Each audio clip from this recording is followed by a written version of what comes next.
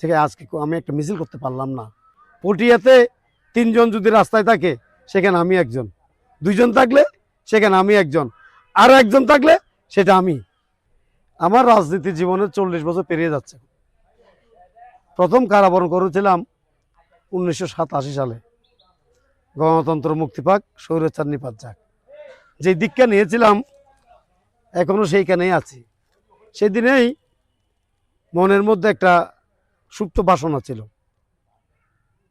সবার থাকে, এটা সবার জীবনে থাকে, যে বৈষম্য মুক্ত বাংলাদেশ হবে, গণতান্ত্রিক অধিকার ফিরে পাবো। তো সেই ধারাবাহিকতা থেকে আজকে প্রায় 40 বছর অনেকবার জেলে গিয়েছি। আন্দোলন সংগ্রাম থেকে একদিনের জন্য পিছ পা হয় নাই। পটিয়াতে 3 জন যদি রাস্তায় থাকে সেখানে আমি একজন, 2 জন থাকলে সেখানে আমি একজন, আর একজন থাকলে সেটা আমি। যেদিন বেগম খালেদা জিয়াকে অবৈধ আদালত সাজা দিয়েছে, আদালতের মাঝখানে আমি দাঁড়িয়েছিলাম পটিয়া আদালতে, দুঃখ করে বলেছিলাম যে আজকে আমি একটা মিছিল করতে পারলাম না, কারণ অনেকের সাথে পালিয়ে গিয়েছিল। তো এইগুলো করার পিছনে তো একটা কারণ আছে। যার যার একটা সুপ্ত বাসনা, বললাম না, যে ওয়ার্ডেনের রাজনীতি করে সে হয়তো চিন্তা করে আমি একটা জনপ্রতিনিধি হব, যে ইউনিয়নের রাজনীতি করে সে মনে করে তার একটা ইউনিয়নের জনপ্রতিনিধি হবে। একই ধারাবাহিকতায় আমারও আশা আগামী দিনে পটিয়া উপজেলার নির্বাচনে আমি অংশগ্রহণ করব। সবার সহযোগিতায় আমাদের মাননীয় সংসদ সদস্য সাহেব আছেন, ওনার পরামর্শ থাকবে, ওনার সহযোগিতা থাকবে, এবং আমার দল বিএনপির চেয়ারম্যান জনাব তারেক রহমান অবশ্যই মূল্যায়ন করবেন আমাকে।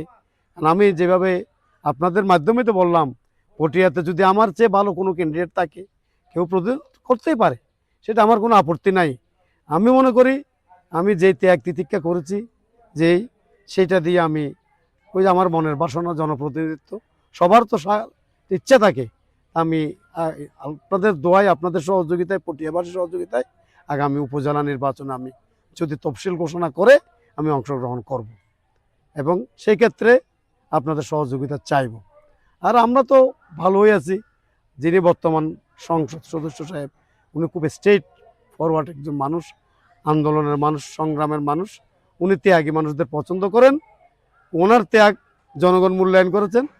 আমি মনে করি আমার ত্যাগও পটিয়াবাসী মূল্যায়ন করবে, এটাই আমার প্রত্যাশা।